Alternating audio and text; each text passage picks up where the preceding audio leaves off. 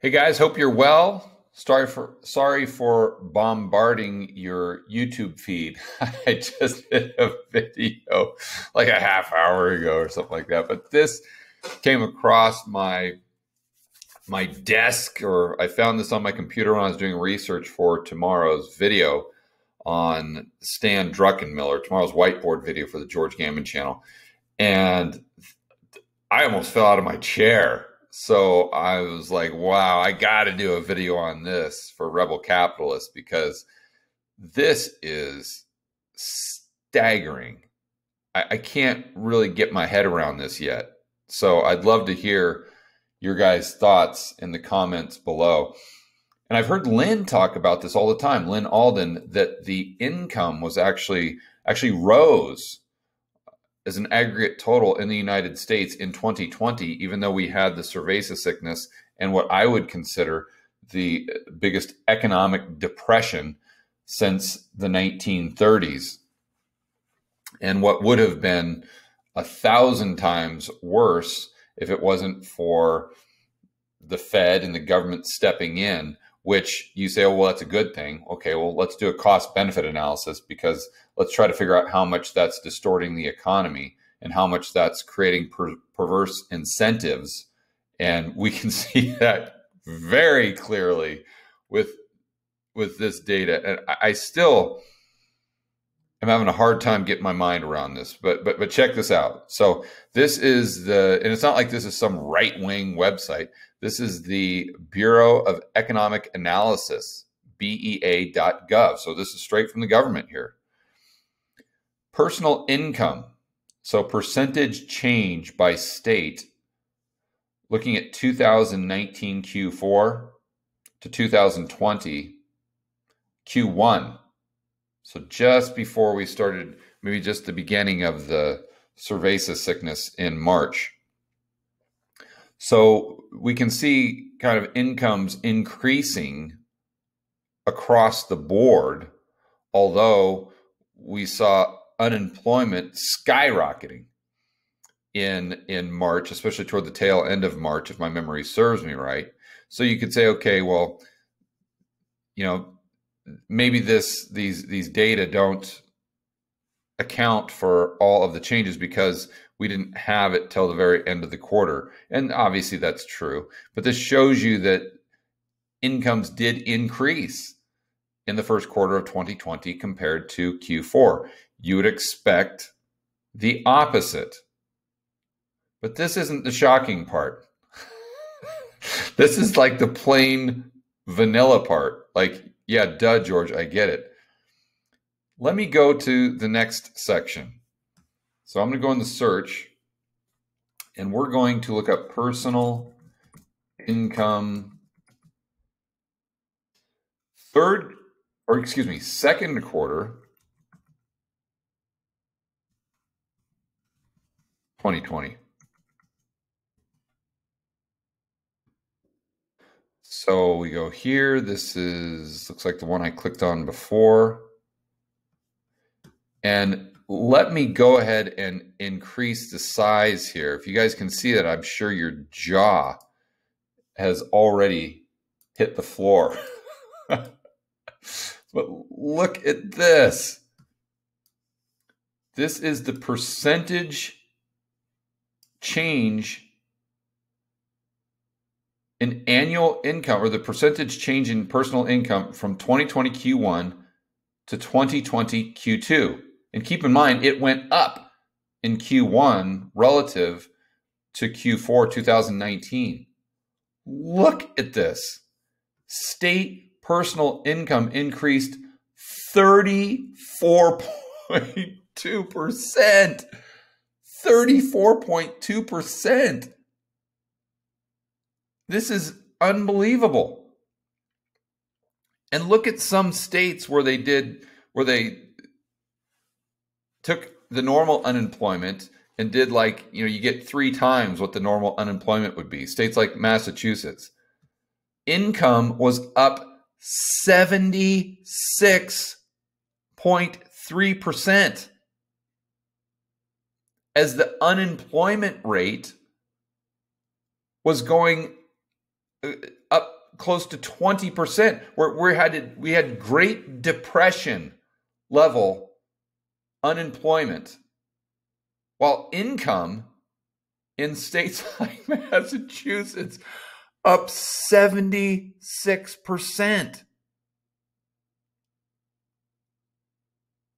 I'm still just at a complete loss for words.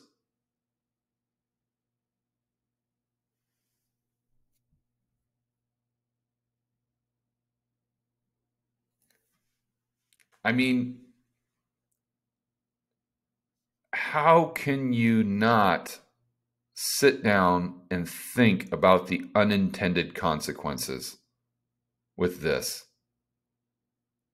And let's remember that the wealth in our society is not measured by how many currency units our bank account says we have, or the little digital printout we get, or the app on our phone. That's not the wealth of our society, a cumulative total of how many currency units we have. That doesn't, if that were the case, Venezuela would be the richest country on the planet Earth.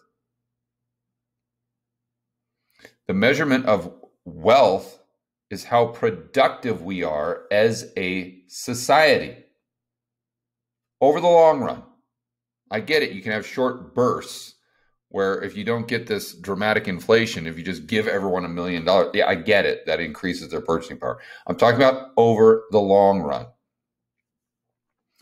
The wealth is measured by how not only productive, but that equals the amount of goods and services the real economy, the private sector, can produce efficiently. That is sustainable.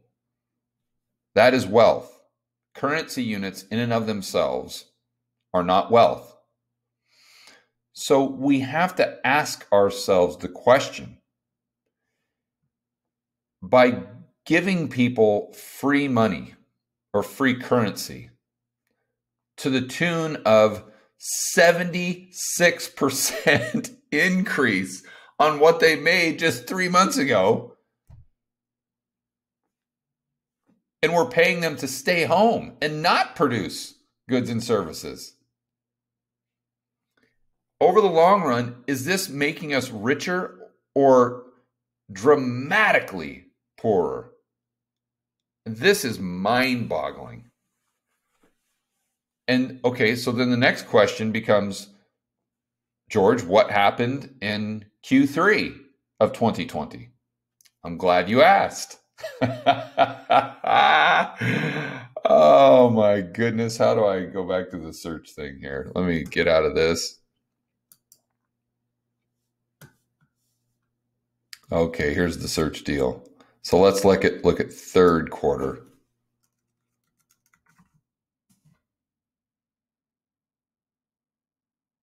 So I'm going to do apples to apples here. So personal income by state third quarter. Okay, this should be it.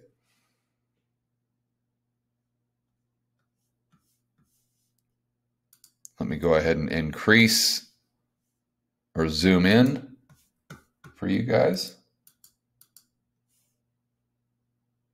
Boom, there we go. Personal income percentage change from Q2, where it just went parabolic, to Q3. Red across the board. Mississippi down 20%. Oklahoma down 23%.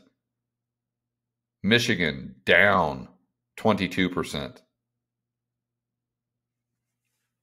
Now, let's keep in mind that overall state income decreased by 10%. Now, the quarter prior, or the first quarter, it increased by what? Maybe 3%, I think it was. In the second quarter, it increased by 34%. So that's 37% total. And now it's a decrease of 10%, which would take us to where we're still at an increase of 27%. For heaven's sakes.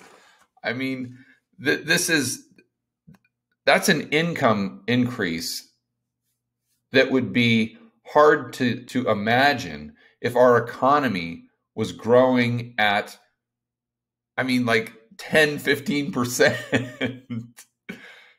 Yet our economy is collapsing. The private sector is collapsing. Hundreds of thousands of small and mid-sized businesses gone forever. Those jobs aren't coming back. Those goods and services have been taken offline permanently.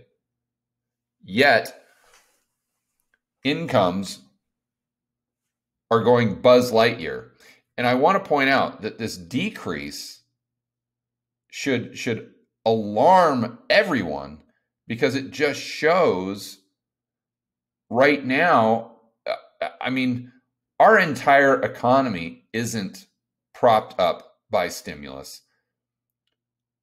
The average American just putting food on the table is propped up by stimulus. If you take away the stimulus component, I mean, we're worse than the Great Depression.